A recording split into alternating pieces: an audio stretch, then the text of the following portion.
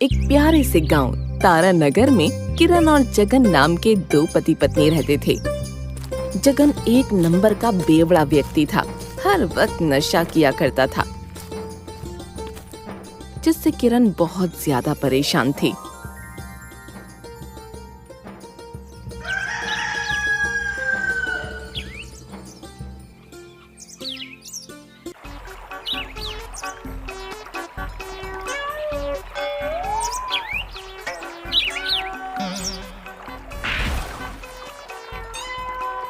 पीले पीले ओ मेरे राजा, पीले पीले ओ मोरे जानी। अरे जगन है मेरा नाम, रोज पीना है मेरा काम। अरे डिंका चिक्का ओए ओए। हे भगवान, पता नहीं ये बेवड़ा आदमी इस वक्त कहाँ होगा। अगर हाथ लग जाए ना तो आज इसका सारा नशा उतार दूंगी।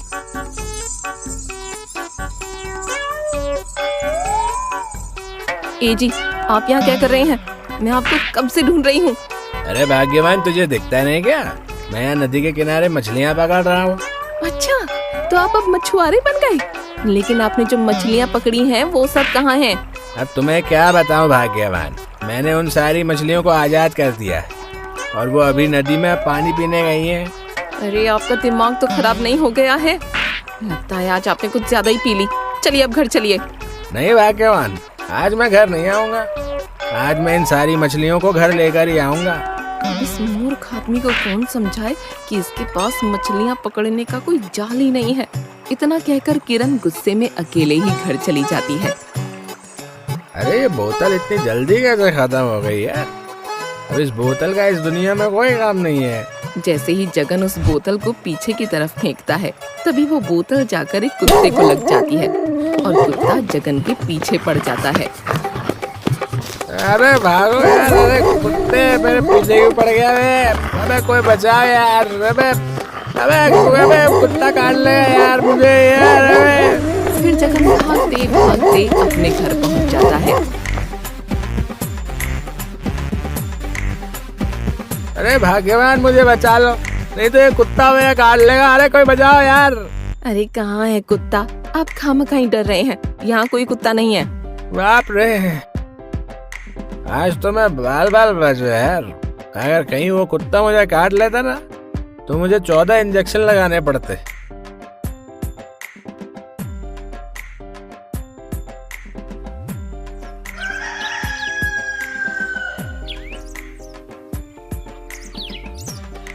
ए जी उठिए, देखिए तो सूरज सर पर चढ़ाया है और आप हैं कि उठने का नाम ही नहीं ले रहे हैं। अरे क्या हुआ भाग्यवान, तुम मुझे सुबह सुबह मुर्गे की तरह क्यों जगा रही हो? चलो अब जाओ यहाँ से और मुझे सोने दो। ये कहकर जगन फिर से सो जाता है। हे भगवान, मैंने क्या पाप किए थे जो मुझे ऐसा आलसी कामचोर पति मिला। बस दिन भर सोते रहता है। किरण जगन को बहुत जगाती है, लेकिन जगन उठता ही नहीं है। लगता है ये ऐसे नहीं मानेंगे। अब घी टेढ़ी उंगली से ही निकालना होगा। अरे कोई बचाओ। अरे किरण, ये तुम क्या कर रही हो? मुझे बहुत तेज लग रही है। अरे किरण, मुझे छोड़ दो। बहुत हो गया आपका रोज रोज का। मैं अब आपको और नहीं झेल सकती। काम धंधा कुछ करते नहीं है जिससे हमें 2 वक्त का खाना नसीब हो जाए। अब जाइए और कुछ कमा कर लाइए। और हाँ, पैसों के बिना इस घर में कदम मत रख देना। अरे भाग्यवान, तुम चिंता क्यों करती हो? देखना, एक दिन हम दोनों बहुत अमीर हो जाएंगे और सारी दुनिया हमारी जय जयकार करेगी। है तेवर तो ऐसे दिखाते हैं जैसे खुद अंबानी के बेटे हों। अब जाइए और जाकर कुछ कमा कर लाइए, नहीं तो आज आपकी खैर नहीं। फिर किरण गुस्से में जगन को घर से निकाल देती है। अरे अब मैं क्या करूं? मुझे तो कुछ काम भी नहीं आता और एक तो ऊपर से ये किरण ने भी मुझे घर से निकाल दिया है। ये ऊपर वाले, अब तू ही कुछ रास्ता दिखा। जगन रास्ते से जा ही रहा होता है कि तभी उसे एक वैद्य जी की दुकान दिखाई देती है। अरे वाह, ये तो वैद्य जी की दुकान है। यहाँ कुछ काम मांग कर देखता हूँ, हो सकता है वैद्य जी मुझे कुछ काम दे दें।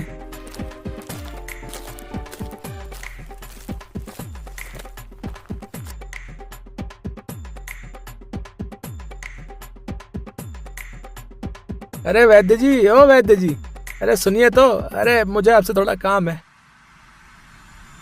अरे क्या हुआ? क्यों मेरा दिमाग खा रहे हो? क्या काम है तुझे मुझसे?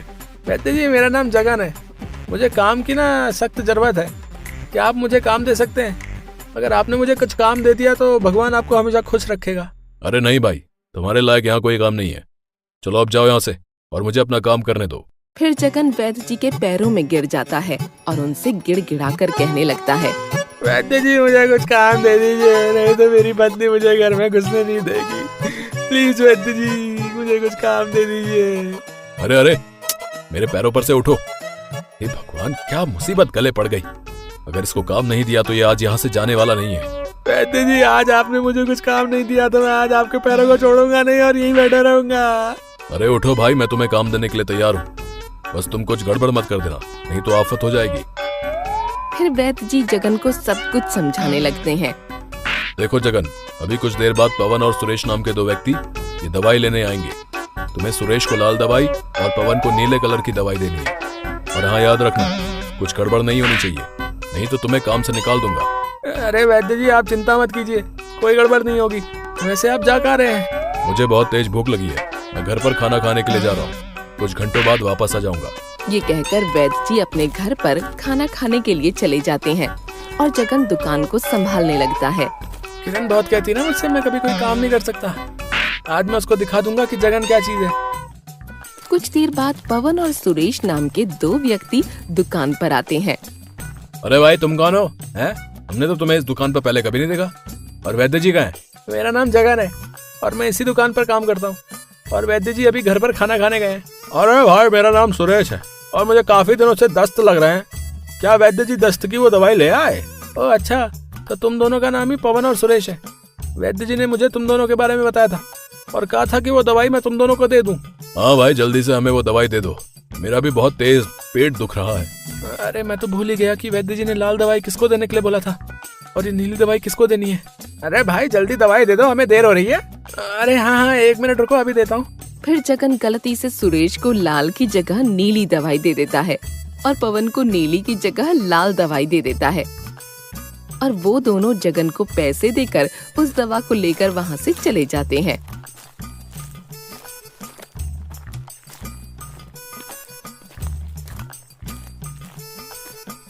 अरे ओ जगन, क्या सुरेश और पवन यहाँ दवाई लेने आए थे? हाँ वैद्य जी, मैंने उनको वो दवाई दे भी दी। ये लीजिए उन दवाइयों के पैसे। अरे वाह, मुझे ऐसा लगता है कि तू जल्द ही मेरी तरह एक सच्चा और अच्छा वैद्य बन जाएगा। हाँ वैद्य जी, आप देखना मैं जल्दी ही सारा काम सीख लूंगा।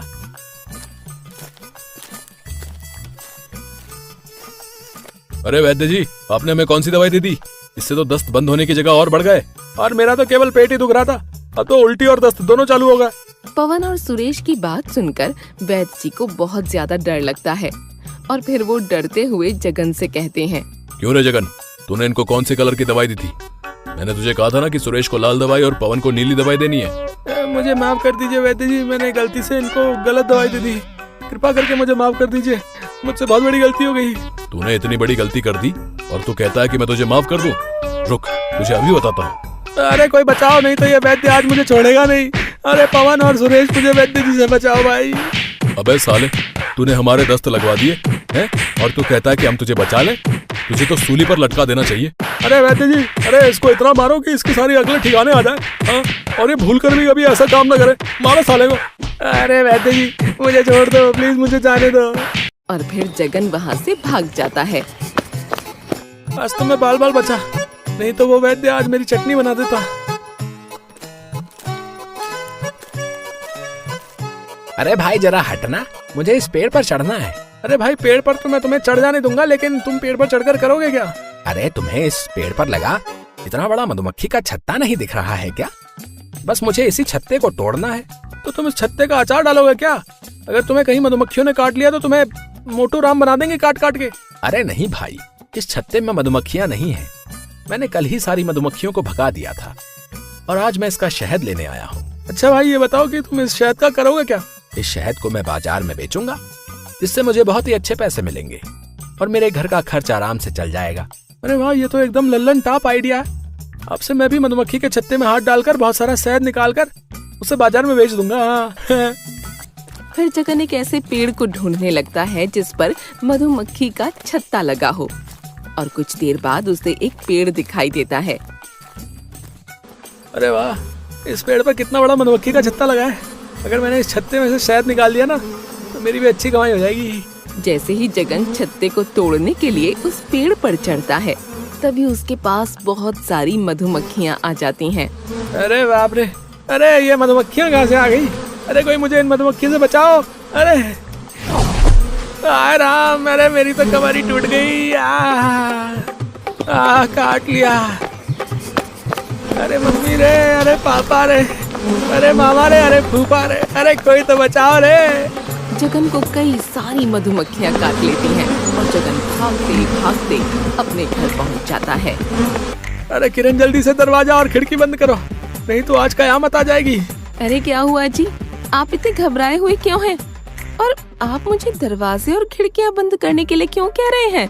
अरे पहले बंद तो करो, मैं तुम्हें सब बताता हूँ।